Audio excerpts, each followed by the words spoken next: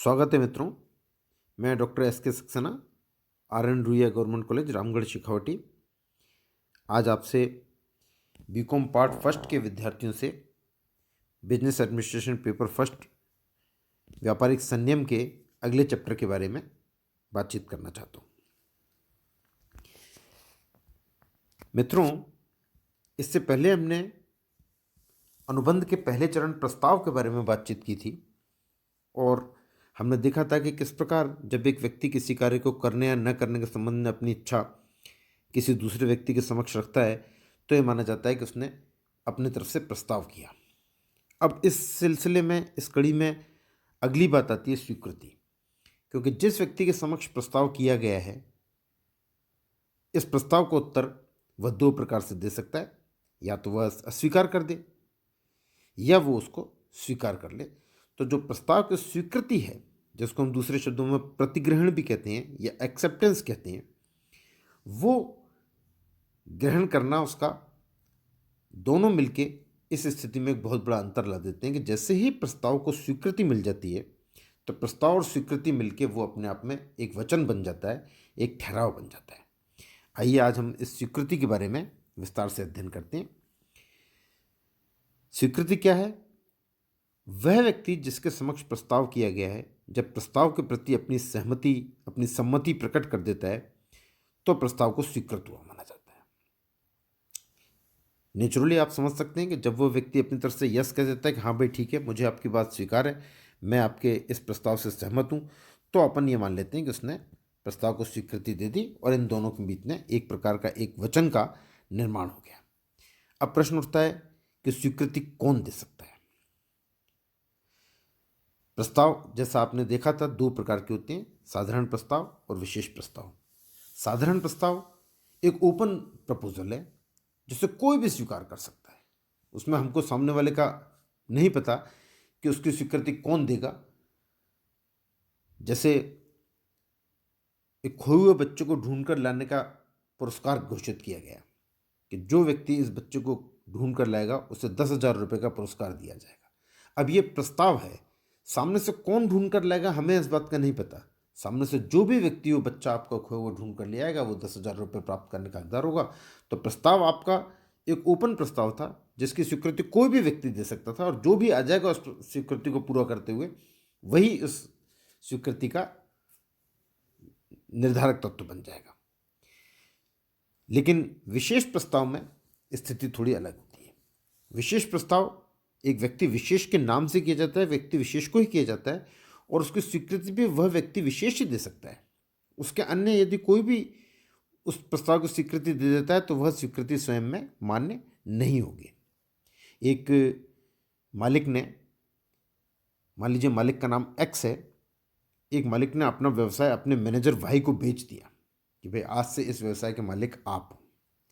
जिस दिन एक्स ने अपना व्यवसाय वाई को बेचा, किसी को इस बात का पता नहीं था, एक अन्य व्यापारी जेड ने एक्स के नाम से एक ऑर्डर दे दिया कि भाई आप इतना मेरे को माल सप्लाई करें, क्योंकि उसके मन में यह था कि एक्स ही है उस बिजनेस का मालिक, जबकि एक्स ने उसी दिन वह बिजनेस वाई को बेच दिया था। अब चूंकि वो पत्र जो है वो वाई को प्राप्त हुआ, क्योंकि अब वाई मालिक हो गया था, तो वाई ने वो पूरा माल सप्लाई कर दिया जेड को और उस जेड से अपना भुगतान मांगा। तो जेड ने भुगतान देने से मना कर दिया और उसका माल स्वीकार करने से मना कर दिया। तो एक्स इस बात को लेके, भाई इस बात को लेके न्यायालय में गया कि भाई मैंने जब माल सप्लाई किया तो मुझे माल का पैसा मिलना चाहिए। लेकिन न्यायालय ने इस बात को कहा कि भाई चूंकि ये एक विशेष प्रस्ताव था, जेड ने जो ऑर्डर दिया वो एक्स के नाम से दिया था, जो कि ये व्यवसाय अब भाई को बेच चुका है। चूंकि प्रस्ताव एक्स के नाम से भेजा गया था इसलिए उसकी स्वीकृति एक्स ही दे सकता है। ये बात एक अलग है कि एक्स का बिजनेस अब वाई ने खरीद लिया और वाई उस माल की आपूर्ति कर रहा है, लेकिन इसे न्यायालय ने स्वीकृति नहीं माना क्योंकि ये एक विशेष प्रस्ताव था और विशेष प्रस्ताव की स्वीकृति विशेष व्यक्ति ही दे सकता है। तो ये आपने देखा कि प्रस्ताव को स्वीकृति कौन दे सकता है। प्रस्ताव को स्वीकृति मिलते ही देखिए मित्रों, इन दोनों का रूप परिवर्तित हो जाता है। प्रस्ताव अपनी जगह पर प्रस्ताव है और स्वीकृति एक अलग सामने खड़ी हुई है, वो दूसरे व्यक्ति के पास है। एक व्यक्ति प्रस्ताव करता है, सामने वाला व्यक्ति स्वीकृति देता है। जब तक ये दोनों का मिलन नहीं होता तब तक ठीक है, प्रस्ताव अपने आप में अलग है, स्वीकृति अपने आप में अलग है। लेकिन कानूनी भाषा में कहा गया कि प्रस्ताव और स्वीकृति मिलते ही एक तीसरी चीज का निर्माण हो जाता है। एक कथन आपके मर्केंटाइल लॉ की पुस्तकों में लिखा गया है कि प्रस्ताव के लिए स्वीकृति का वही महत्व है जो बारूद से भरी हुई गाड़ी के लिए एक दिया सलाई का।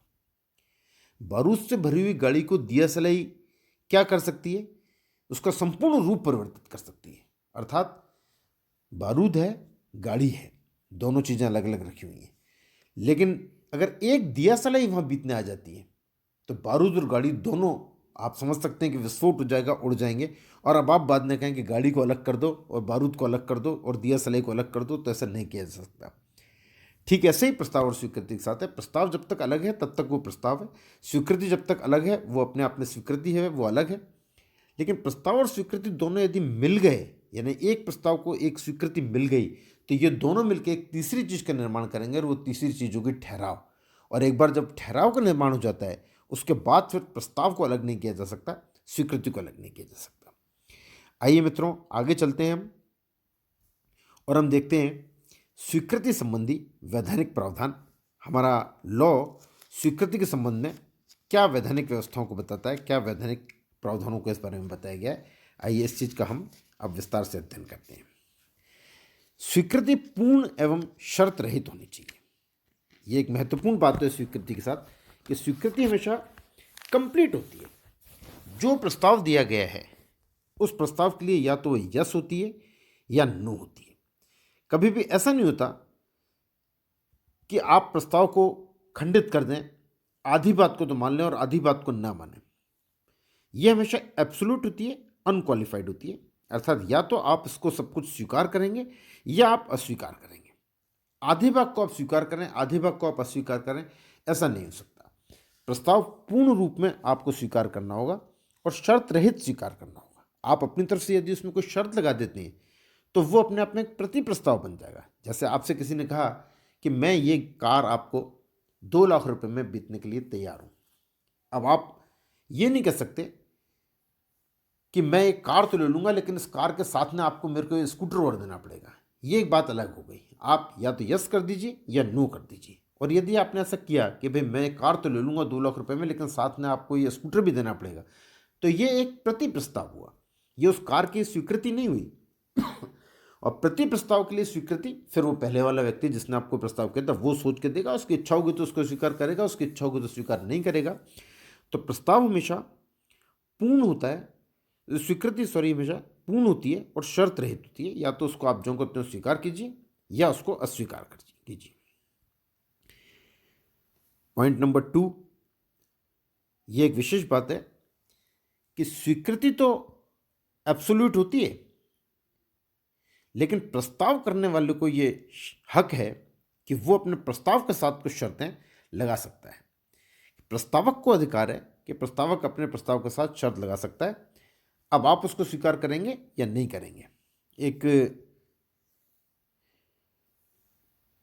जमीन की बिक्री के संबंध में एक मामला आया था न्यायालय में, जिसमें एक व्यक्ति को होटल बनाने के लिए एक बहुत बड़े भूखंड की जरूरत थी।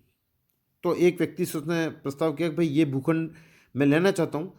तो सामने वाले व्यक्ति ने उसको प्रस्ताव किया कि मैं ये आपको भूखंड होटल बनाने के लिए बेचने के लिए तैयार हूँ, लेकिन इस शर्त पर कि आप उस होटल में मैनेजर की नौकरी मुझे देंगे। वो अनुबंध हो गया और उन्होंने उस जमीन को खरीद कर उसको होटल बना लिया, लेकिन बाद में उसको मैनेजर की नौकरी देने से इनकार कर दिया। उन्होंने कहा साहब ये शर्त मैं नहीं मान रहा। ऐसा नहीं किया जा सकता। प्रस्तावक ने यदि अपने प्रस्ताव के साथ कोई शर्त विशेष लगा दी है और आपने उसको स्वीकार किया है तो प्रस्ताव भी स्वीकार है और उसके साथ लगी हुई शर्त भी स्वीकार है। उस केस में भी न्यायालय ने यही निर्णय दिया कि चूंकि प्रस्तावक ने साफ कह दिया था कि मैं जमीन होटल बनाने के लिए इस शर्त पर ही दे रहा हूँ कि आप होटल में मैनेजर की नौकरी मुझे देंगे, तो आपको उसको मैनेजर की नौकरी रखने के लिए आप बाध्य हैं। और यदि नहीं करते हैं आप तो उसको आपको दूसरे प्रकार से इसकी क्षतिपूर्ति करनी पड़ेगी।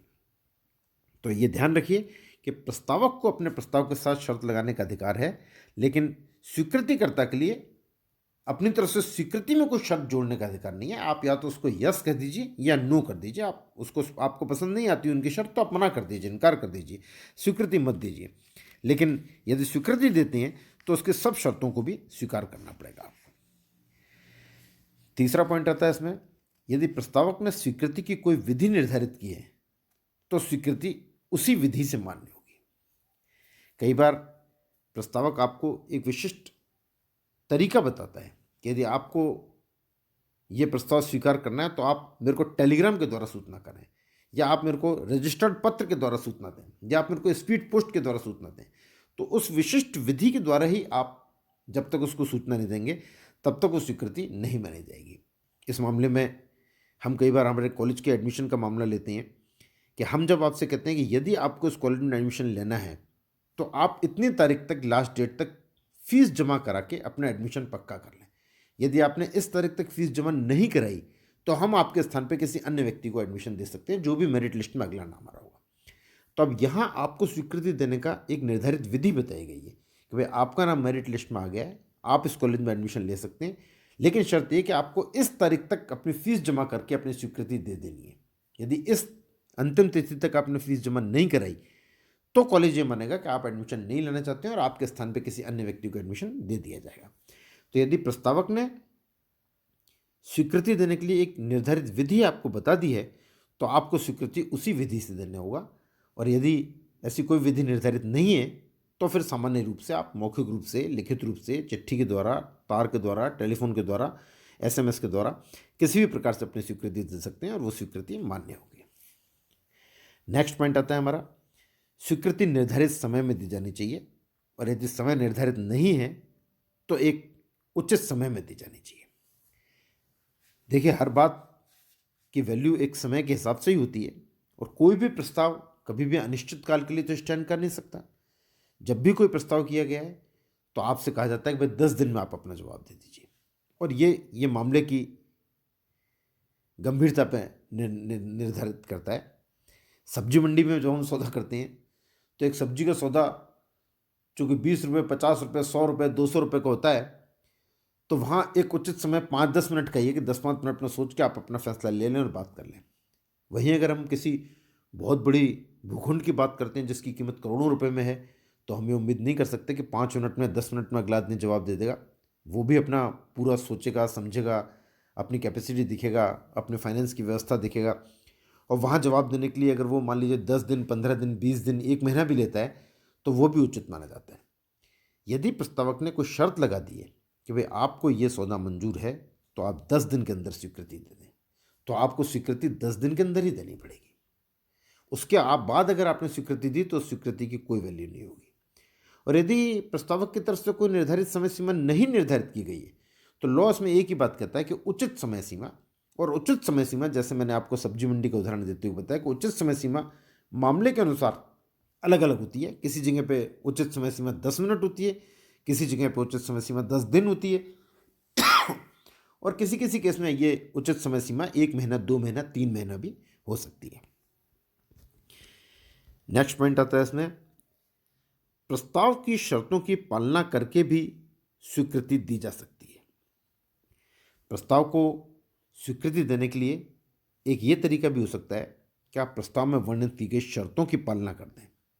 एक केस आप अपनी पुस्तकों में इस बारे में पढ़ेंगे कि एक दवाई बनाने वाली कंपनी ने फ्लू से बचने के लिए अपनी दवाई के साथ ये प्रस्ताव रखा कि अगर कोई हमारी इस दवा को इस निर्धारित विधि से 15 दिन तक लगातार लेगा तो उसको फ्लू बीमारी नहीं होगी, और यदि इस दवाई को निर्धारित विधि से लेने के बावजूद भी उसको फ्लू बीमारी होती है तो कंपनी उसको एक निर्धारित राशि अपनी गलती के रूप में, पारितोषिक के रूप में प्रदान करेगी। तो एक महिला ने उस निर्धारित दवाई को निर्धारित विधि से निर्धारित समय तक लिया, लेकिन इसके बावजूद भी उस महिला को फ्लू की तकलीफ हुई, तो उन्होंने कंपनी से वो राशि प्राप्ति के लिए दावा प्रस्तुत किया। तो कंपनी की तरफ से तर्क दिया गया कि हमारे प्रस्ताव को स्वीकृति कहाँ दी गई, ये महिला ने आके हमको तो बताया नहीं कि मैं आपका ये प्रस्ताव स्वीकार कर रही हूँ। न्यायालय ने यहाँ पर निर्णय उस महिला के पक्ष में दिया कि प्रस्ताव की स्वीकृति देने का एक तरीका ये भी हो सकता है कि प्रस्ताव में आपने जो शर्तें लिखी हैं उन शर्तों को कोई व्यक्ति पालना उसी रूप में कर दे, और चूंकि महिला ने बिल्कुल निर्धारित अवधि तक निर्धारित विधि से ही आपकी ही दवाई को लिया है, इसलिए ये इस धनराशि को प्राप्त करने की अधिकारी है। तो यहाँ ये बात क्लियर होती है कि प्रस्ताव की शर्तों की पालना करके भी स्वीकृति दी जा सकती है। नेक्स्ट पॉइंट आप देखते हैं, स्वीकृति स्पष्ट या गर्भित हो सकती है।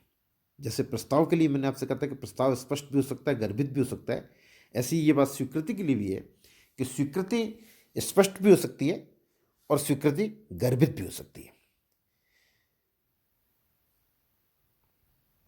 आप सड़क पर खड़े हुए एक टैक्सी वाले से कहते हैं कि भाई मेरे को एमआई रोड जाना है, मेरे को 50 रुपये में एमआई रोड ले चलोगे क्या?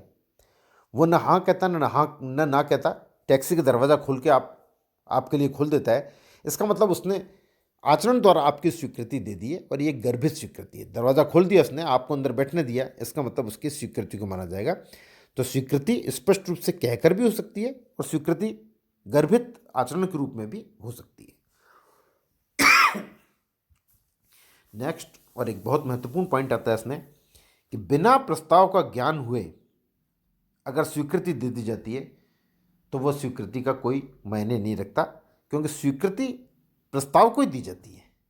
आपको प्रस्ताव का ही नहीं पता है तो आप स्वीकृति किस चीज़ को दे रहे हैं? एक केस इस मामले में आपकी पुस्तकों में बहुत महत्वपूर्ण आप देखते हैं, लालमन शुक्ल बनाम गौरीदत्त का। तो लालमन शुक्ल जी गौरीदत्त जी के यहाँ एक कर्मचारी थे, उनके मुलाजिम थे, उनके मुनीम थे।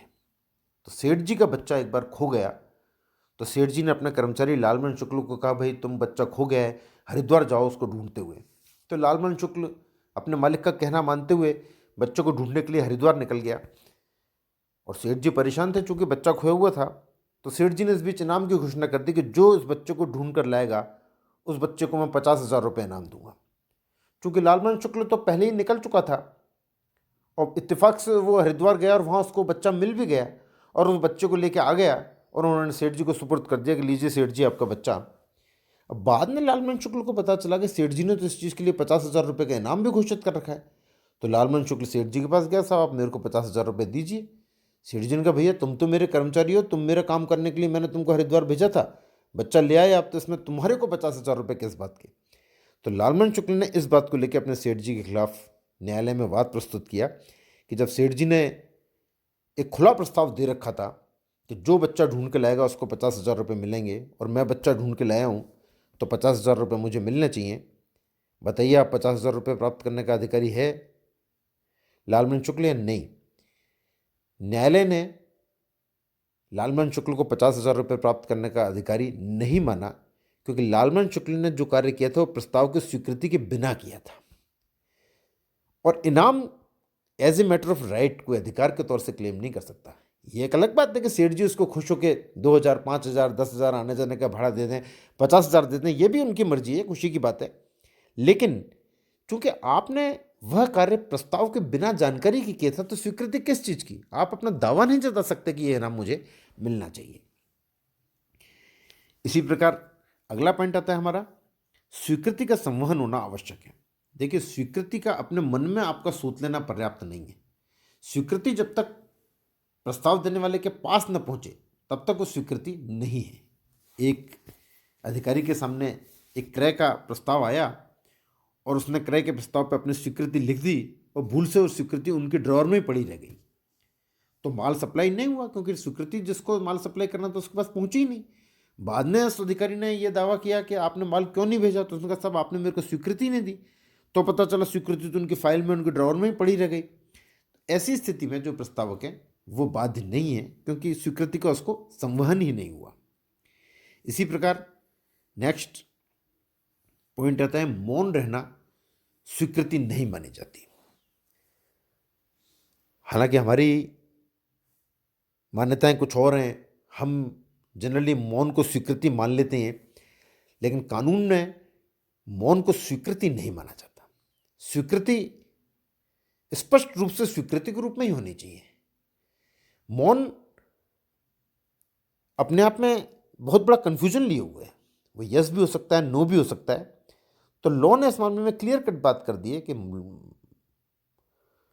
लॉ मौन को स्वीकृति नहीं मानता। स्वीकृति के लिए स्वीकृति होनी जरूरी है। ये अलग बात है कि स्वीकृति मौखिक न हो, लिखित न हो, आचरण द्वारा हो सकती है, किसी व्यवहार द्वारा हो सकती है, किसी इशारे द्वारा हो सकती है, लेकिन बिल्कुल बिना किसी इशारे के, बिना किसी बात के, बिना किसी मौन, बिना किसी वाक्य के बोले हुए स्वीकृति नहीं हो सकती।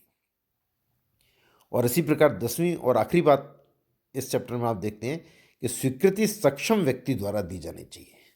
स्वीकृति कोई भी व्यक्ति दे दे ऐसा नहीं हो सकता। एक इंटरव्यू बोर्ड में 3 लोग बैठे हुए इंटरव्यू ले रहे थे अलग अलग कैंडिडेट्स का, तो विभिन्न कैंडिडेट्स अंदर इंटरव्यू देने जा रहे थे, आ रहे थे। बीच बीच में एक कर्मचारी भी चाय पानी पकड़ने अंदर जाता था, कभी चाय की ट्रे लेके जाता था, कभी पानी की ट्रे लेके जाता था, और अंदर से जो भी काम हो।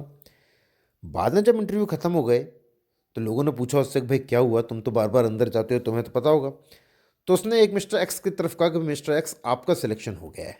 मेरे को तो, मैंने तो जो अंदर सुना बातचीत से ऐसा लग रहा है कि तीनों ने मिलकर मिस्टर एक्स का सिलेक्शन कर लिया है।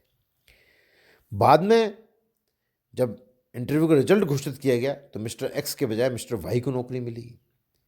तो मिस्टर एक्स ने न्यायालय में बात प्रस्तुत किया कि साहब नौकरी तो मेरे को मिलनी चाहिए थी, क्योंकि मेरे को सूचना मिली थी कि सिलेक्शन तो मेरा हुआ है। आपको सूचना कैसे मिली? तो साहब वो जो कर्मचारी अंदर चाय लेके जा रहा था उसने मेरे को तो बताया। अब आप सोचिए, क्या एक सक्षम व्यक्ति ने स्वीकृति दी है क्या? यदि आपको इधर से उधर से कहीं से किसी ऐसे व्यक्ति से सूचना मिल भी जाती है स्वीकृति की, तो वो स्वीकृति नहीं है। स्वीकृति की सूचना सदैव सक्षम व्यक्ति से ही मिलनी चाहिए। तो मित्रों, ये आज इस चैप्टर में हमने स्वीकृति से संबंधित प्रावधानों को देखा। अगली बार हम इससे आगे के बारे में बात करेंगे, अगले चैप्टर के बारे में बात करेंगे। धन्यवाद मित्रों।